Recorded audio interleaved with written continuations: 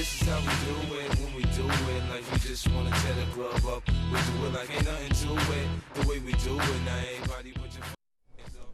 Hello and welcome. He's been called the Freak of Beats, working with some of the hottest names in hip-hop today, including Dr. Dre and Snoop Dogg. But Fredwreck, as he's known, did not grow up in the inner cities of New York or Los Angeles. His real name's Farid Nasser, and he's Palestinian, raised in Flint, Michigan. Well, now 1 foot firmly successfully planted on the West Coast rap scene, he's planting the other in the East as the host of MTV Arabia's Hip Hop Now, a new reality show that seeks to find the next Arabian hip-hop star.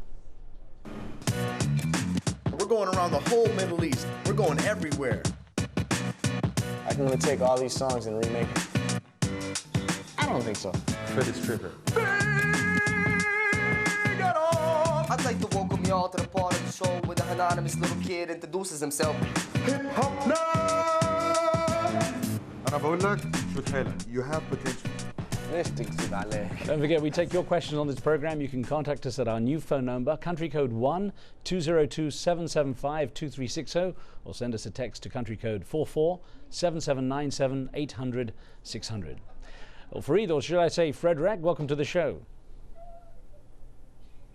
Hey, Mr. Khan, thank you for having me, man. I just want to tell you I'm a big fan of your work.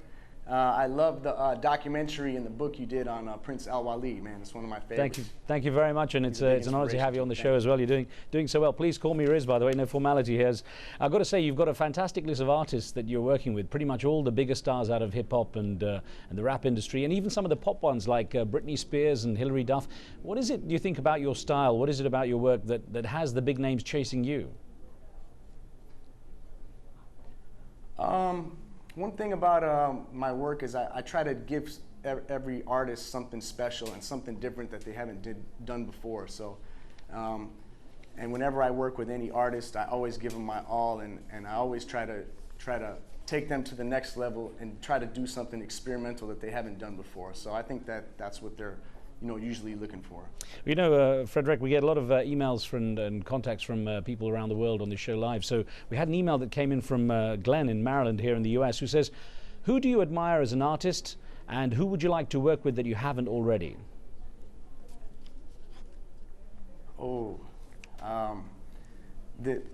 This is a good question.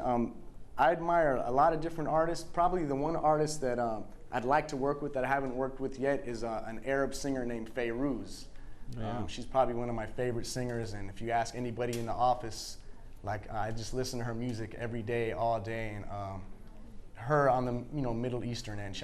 I'm a big fan of hers. And in hip hop, probably Jay-Z is probably one of the only artists I haven't worked with yet that I'd like to work with. Well, she's a big name. Hopefully she's listening and you may get a call. But we had another email that came from Federico in Florida here in the US as well, and he says, is there something you have to see in an artist before you'll work with them? How do you choose who you'll work with? Usually the artists that I work with are artists that I have developed some sort of relationship with beforehand. Whether it's if I met them somewhere in some social event and we got to sit down and talk, and because when you work on music with somebody, it's like you're creating a baby together. So you want that relationship to be, something that's more than just, hey, here's some money to make a song for me. So most of the artists that I've worked with are artists that I like and I admire and I get along with outside of the studio and working. This way, when we get in the studio, everything just gels together, and we just have a good time, and we get to get our creative juices going. And it's I've been blessed to work with some of the artists that I have worked with, and it's just a great experience to be here where I'm at. And of course, there are some pretty funky names in the hip hop industry, and you got to tell our viewers how you got the name Fredwreck, because that's an interesting one.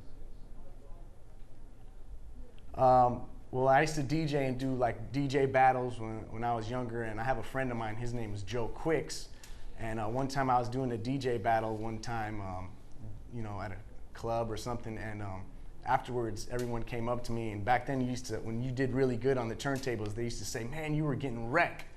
So he was like, Fred, you were getting wreck, and then before you know it, he was like, Fred wreck, and then he just started saying it, and at first I hated it. Whenever people would say it, I was like, oh man, don't call me that. And then it just kind of grew, and that's thanks to Joe Quicks for that. Now, of course, you're Palestinian, raised in Michigan, but what did your parents make of you dropping out of school and going off into the hip-hop industry of all business?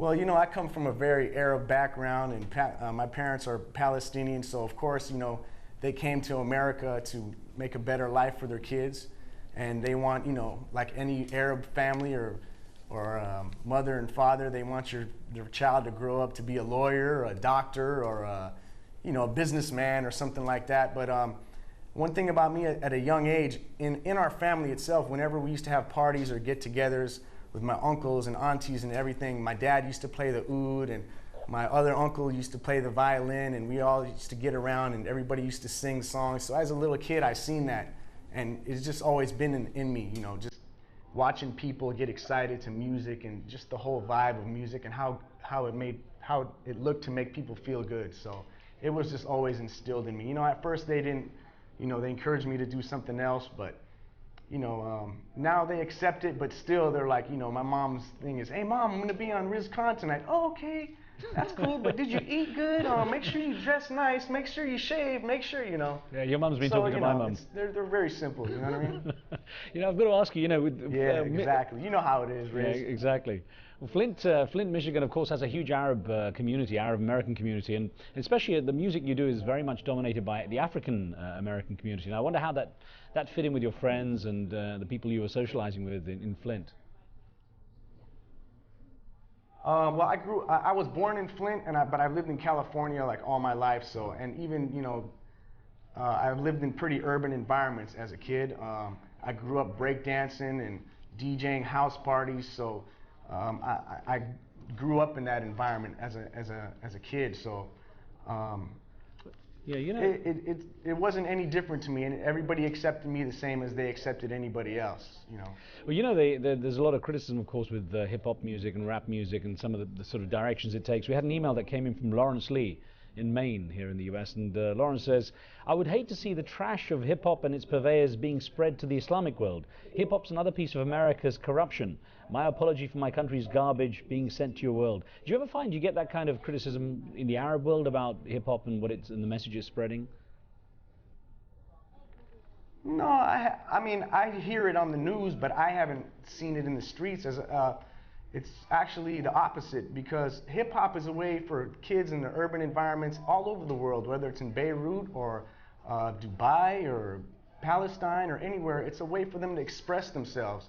And the roots of hip-hop, even in America, from New York to LA, you know, I grew up listening to NWA and Public Enemy, which were groups that talked about the urban environments and the oppression that they were going through and growing up and the hard times that they had. And it's the same way for Arab kids. You know, hip hop is a worldwide music now, and it's inspiring kids in all these different countries to talk about the things that go on in their countries and in their neighborhoods, and just like it is for us to talk about, you know, love or you know, trying to go to school or trying to get a job, or, you know, oppression, politics, everything. So it's actually a really good release, and I haven't had not one negative feedback or anything. Right. Of course, you're very proud of being to young people to old people. Right. Well, of course, you're very proud of being Palestinian and also American at the same time. And I know it's a difficult balancing act when you have the U.S. very suspicious of, you know, what the Palestinian world's about to some degree.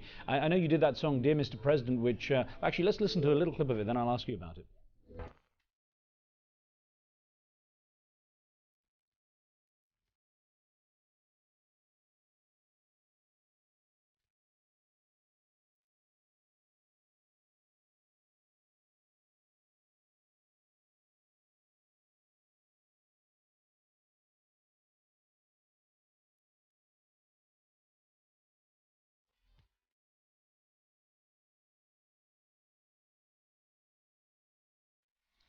You got rave reviews for that, you know, as a great piece of music, and yet it didn't get any airtime. And I gather that you were interviewed about, you know, artists who protest about the war in Iraq and so on the American ABC network, and then they even cut you out and cut that piece out.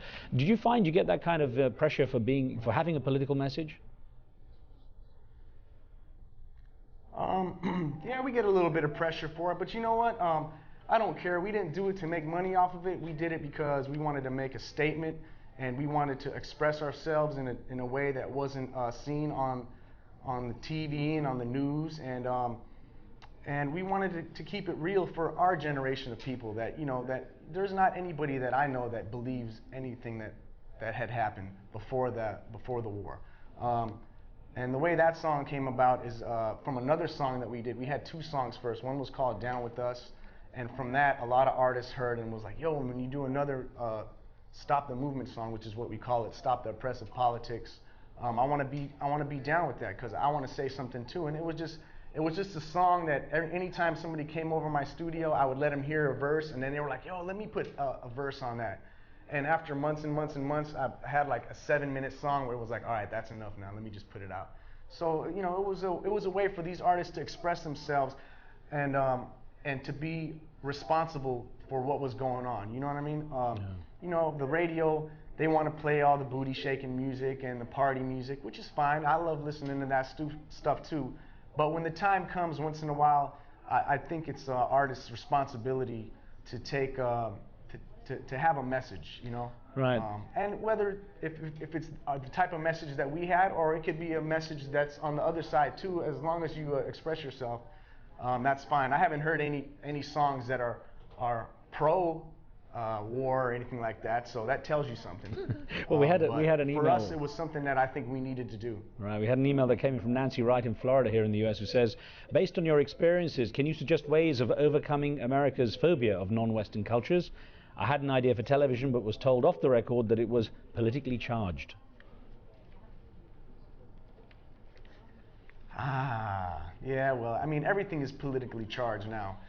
It's snowballing. You know, the longer this type of environment goes on, the more, you know, every year more and more people are getting involved in it. And the thing about it is, you know, the media is controlled as far as entertainment and movies and television.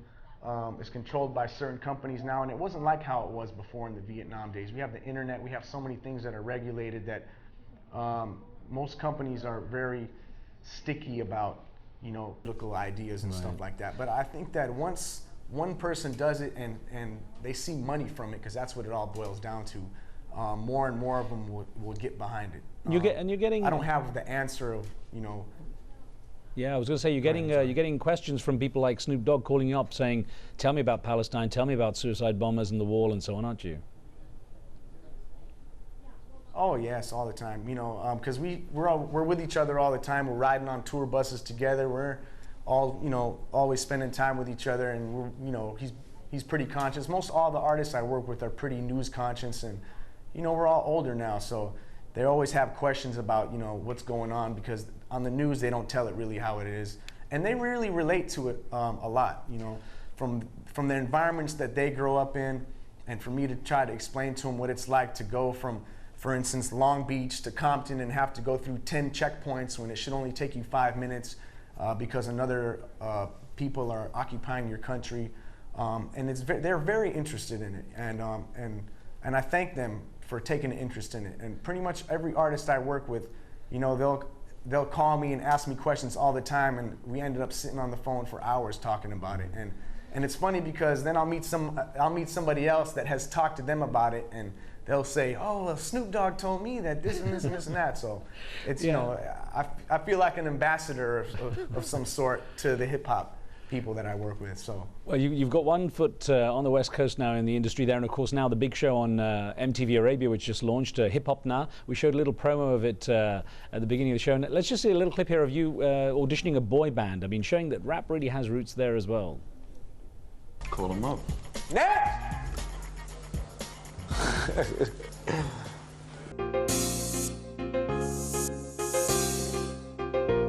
بين الصراخ سمع صدى كل شارع رغم بتفجر ورا ميكروفون غير بالراب عرفنا كيف بدنا ندافع عن حرية كل صوت مسجون كل صيف حزين كل طريق غضباني بيو على صلاحنا بهالعالم الجرباني ودموع متخبي تحت المطر بيدعوا السلام بوديان القطر ورا الستار بعالم ميؤوس اللي صرخ ورا you know, Frederick, when I'm in Dubai and I'm there a lot regularly, I hear the windows are wound down in the cars, and that's the kind of music I hear. What is it that resonates with the Arab kids there? You know, that they like this kind of music, they want to get into hip hop and rap. I mean, it's hip hop music, man. It's got a groove to it. You know, you can listen to the words, you can rap along with it.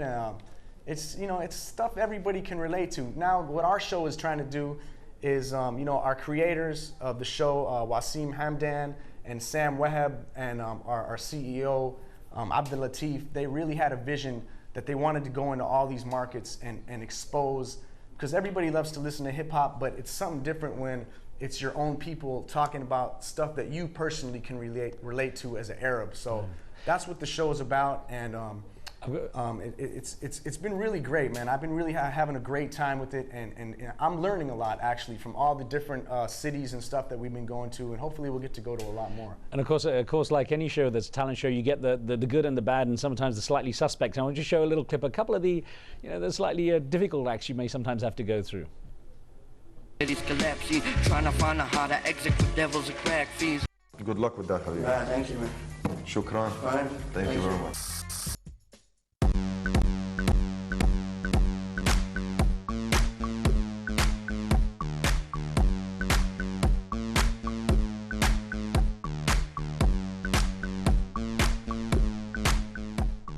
There's some pretty pretty funky dancing there. I don't know if you remember that one, but you're trying to keep a straight face. You're not going to become like Simon Cowell. This kid right here, man, he's got so much press from doing this dance routine. I mean, you know, hey, because hip hop is not only just rapping, but it's dancing and it's graffiti and all that stuff. So we invite dancers. You know, we let everybody come down.